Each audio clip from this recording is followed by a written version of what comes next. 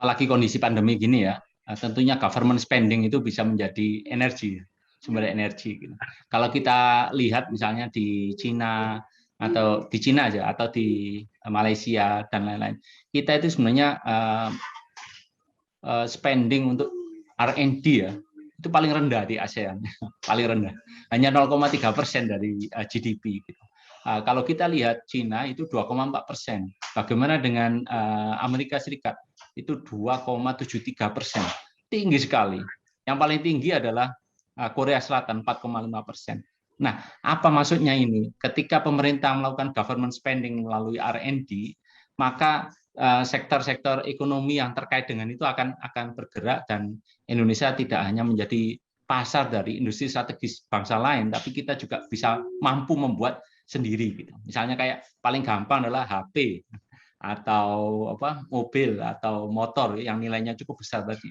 Nah, itu yang dilakukan oleh negara-negara lain. Mereka mengamankan captive demand, captive market atau domestic demand-nya untuk membuat industrinya bisa survive.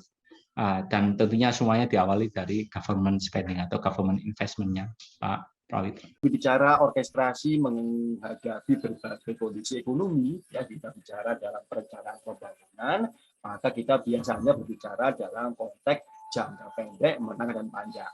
Ya.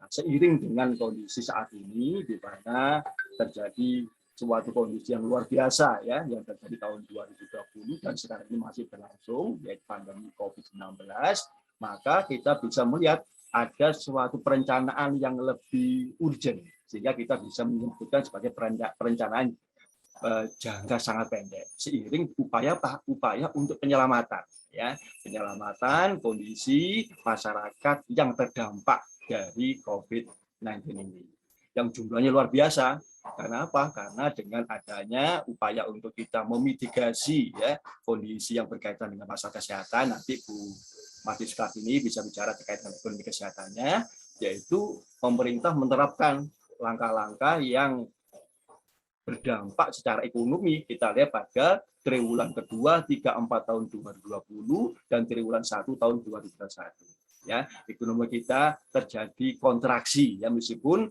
upaya dari triwulan kedua, 3-4 dan triwulan 1 2021 ini terjadi perbaikan. Ya. Nah, kita adanya suatu kesadaran bahwa konteks upaya untuk memitigasi ekonomi ini melalui pembatasan dari aspek kesehatan sehingga berdampak kepada mobilitas manusia, akhirnya berdampak pada aspek ekonomi.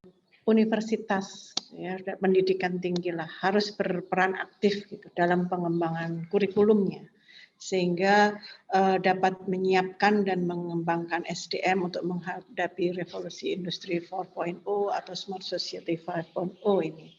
Sehingga seperti yang dikatakan Pak Rudi maupun Bu Made dan juga Pak Badri tadi, bahwa ini penyiapan pengembangan SDM ini diharapkan bisa meningkatkan pertumbuhan ekonomi kita sehingga kita bisa mencapai Indonesia maju di tahun 2045.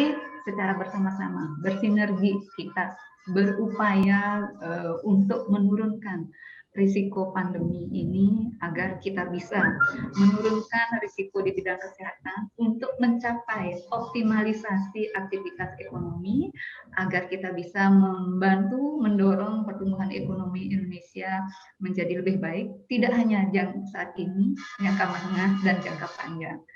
Manusia itu ada 3 tipe.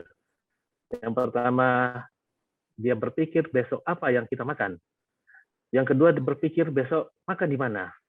Yang ketiga, berpikir besok makan dengan siapa.